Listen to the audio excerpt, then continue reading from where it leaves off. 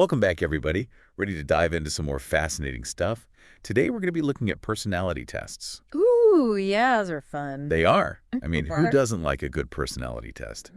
And we're going to be referencing this awesome article from the Spiritual Seek, Unmasking the Self, a journey through the world of personality tests. Love that site. Yeah, they have a lot of great articles on there. We'll be looking at the history, different types, really getting into what makes them tick. Have you ever wondered, like, what makes you, you, or maybe why your best friend acts so differently in certain situations?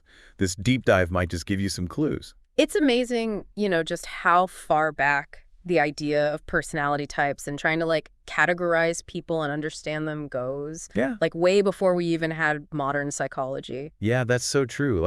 We've always been kind of fascinated by what makes people different. Yeah.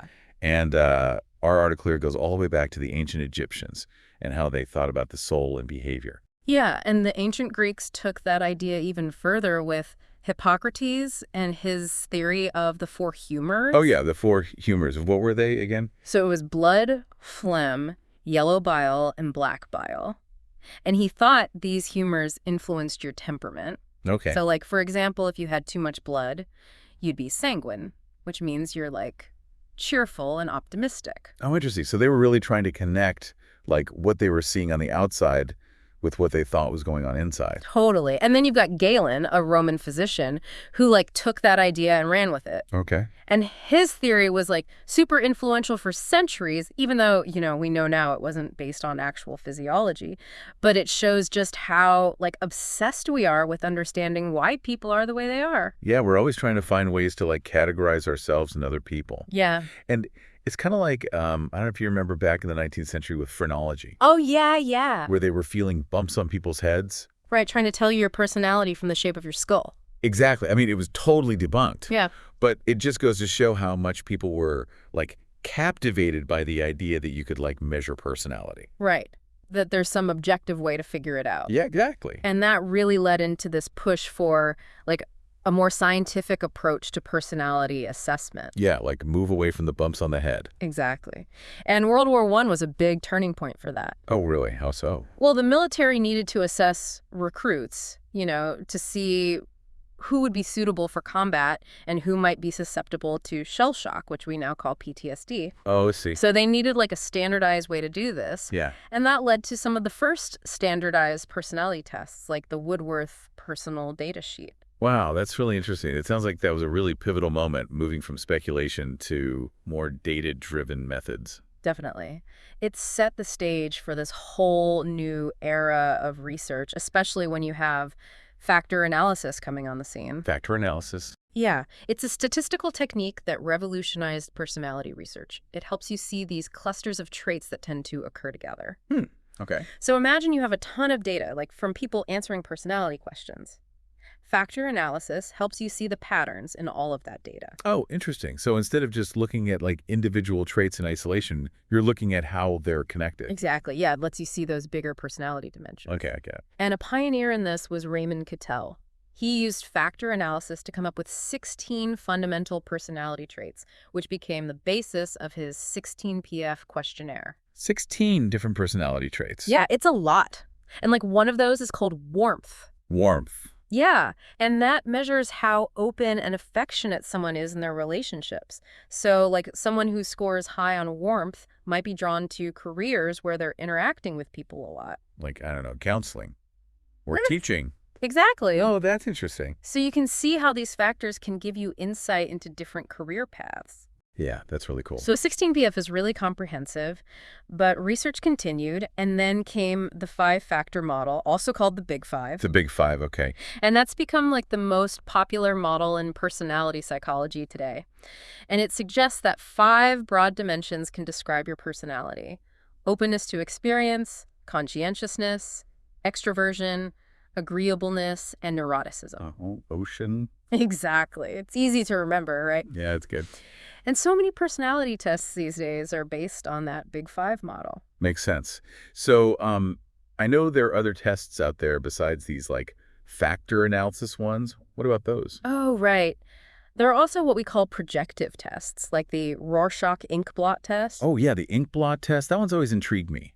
So they just show you an ink blot and you say what you see, right? Exactly. And the idea is that what you see reflects like your unconscious thoughts and Oh, feelings. wow. Okay, so it's not really about what the ink blot actually is. Yeah. It's more about what it makes you think of. Exactly. And it can reveal a lot about your personality. Interesting. And then there's the thematic apperception test, also called the TAT. Okay. And for that one, they show you a bunch of pictures, kind of like ambiguous scenes, Okay. and you have to make up stories about what's going on in them. Ah. And the stories you tell reveal themes, motivations, maybe even hidden conflicts. That's fascinating. It's like psychological storytelling. Yeah, kind of. But the thing is, these tests need a skilled clinician to interpret them because there's no, objective answer key. Yeah, I see. They can be super valuable, especially in a clinical setting, but there's also room for subjectivity in how they're interpreted. Okay, that makes sense. So what about some of those objective tests, like the Minnesota Multiphasic Personality Inventory?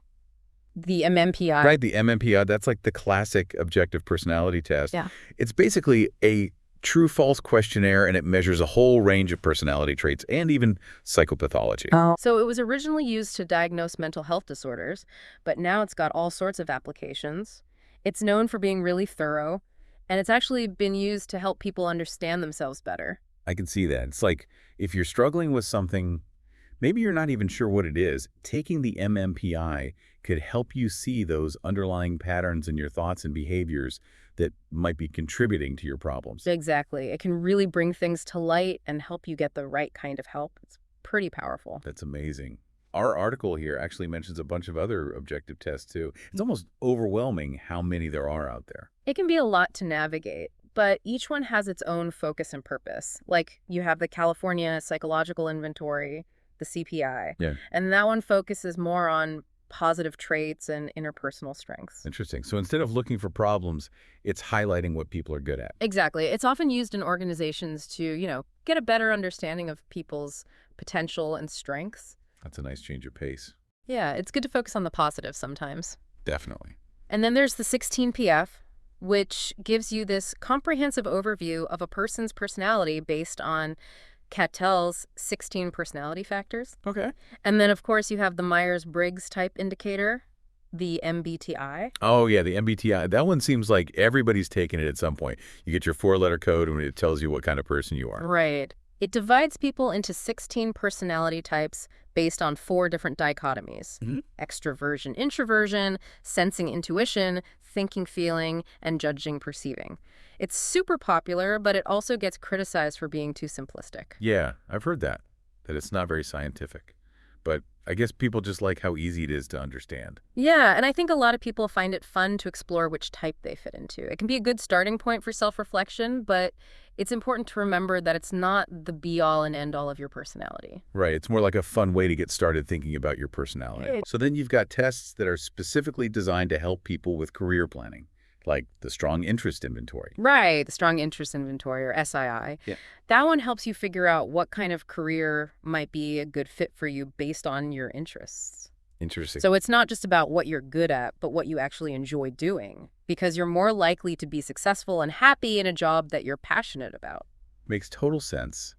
I wish I had that test when I was trying to figure out what to do with my life. Yeah, it can be super helpful for career exploration and even for people considering a career change. Okay. And then there's the Hogan Personality Inventory, the HPI. Boy. That one focuses on personality in the workplace, like how your personality might affect your job performance and leadership potential.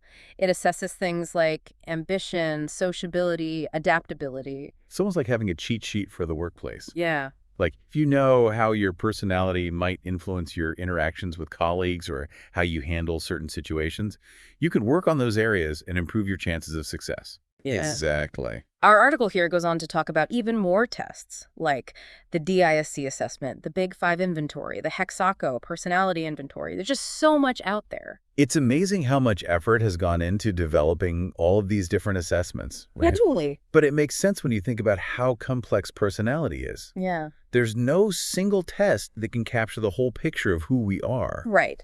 Each one offers a different perspective, a different piece of the puzzle. Yeah, like you'd probably get a much deeper understanding of someone if you gave them several different tests and then looked at the results together. Exactly. It's all about building a more complete picture. Yeah. It's fascinating, isn't it? Yeah. We started with those ancient theories, And now we have all of these sophisticated data-driven approaches. Yeah, it's incredible how far we've come in trying to understand the self. And with technology, it's only going to get more interesting. And that's a perfect segue to our next segment. It really is amazing how technology is changing the way we think about and assess personality. Yeah, it feels like we're on the verge of some major breakthroughs in how we understand ourselves. Totally. And you mentioned earlier about neuroscience being a really exciting area of exploration in this field. Oh, yeah, absolutely. Researchers are now using brain imaging techniques like fMRI to actually look at the brain activity associated with different personality traits. Wow. So we're not just observing behavior anymore. Nope. We're looking at what's happening in the brain itself. Exactly. And they're finding some really cool stuff. Like studies have shown that people who score high in extroversion, for example, they tend to show more activity in the reward centers of the brain. That makes sense.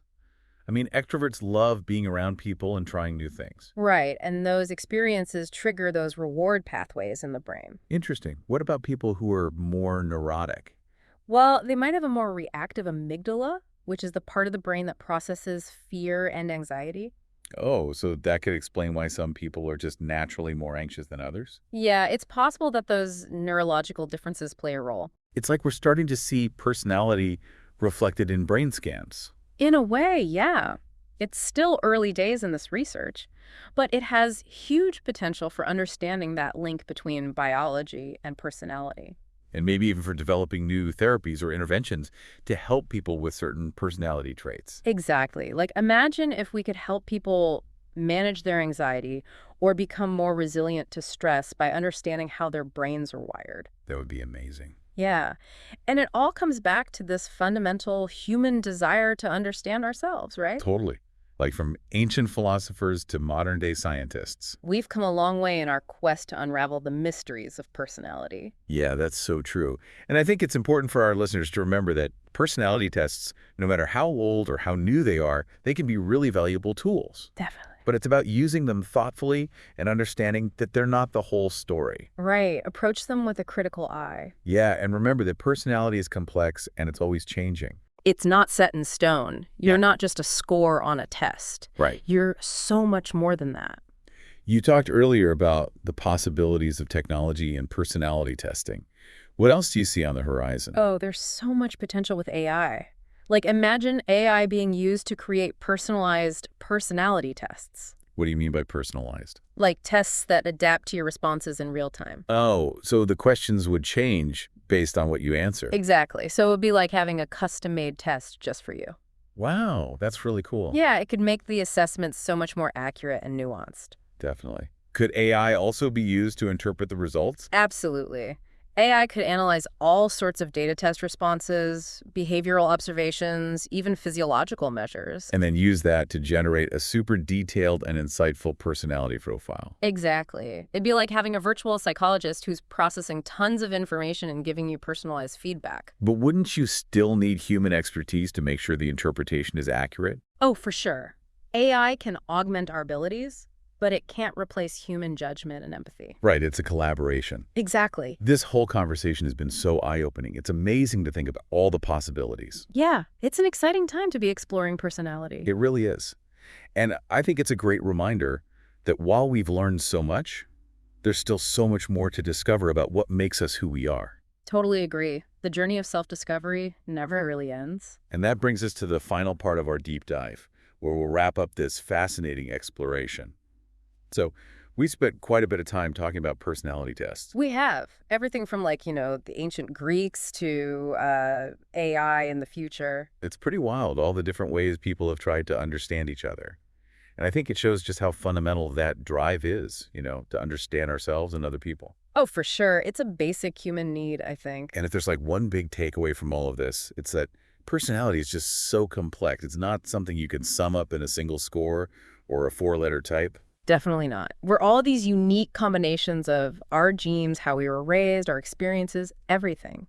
And even how our brains are wired. Right. So personality tests, they can be helpful, they can be fun, but They're not the whole story. Yeah, they're like a piece of the puzzle. They can help you see things about yourself that maybe you hadn't realized Or before. give you some language to talk about those things. Right, exactly. But it's important to remember that they have their limitations. Yeah, you got to take it with a grain of salt. And also remember that you're not stuck with whatever your results say. Right. Personality can change and evolve over time. It's not set in stone. This whole deep dive has been really fascinating for me. It just shows how much there is to learn about ourselves and other people. Yeah, me too. And I think the exploration itself is part of the fun. Absolutely. Like, we may never have all the answers, but it's the journey that matters. And as we learn and grow, we can really start to appreciate all the different ways people express their personalities. That's so true. Well, thank you so much for joining us on this deep dive into the world of personality tests. It's been a really enlightening conversation. My pleasure. It's always fun to talk about this stuff. And to all of you listening out there, keep exploring. Keep learning about yourselves and each other. And, hey, maybe take a personality test or two along the way, just for fun. And remember, you're more than just a score on a test. You're a complex, unique individual. Absolutely. That's it for this deep dive, everyone. Thanks for listening.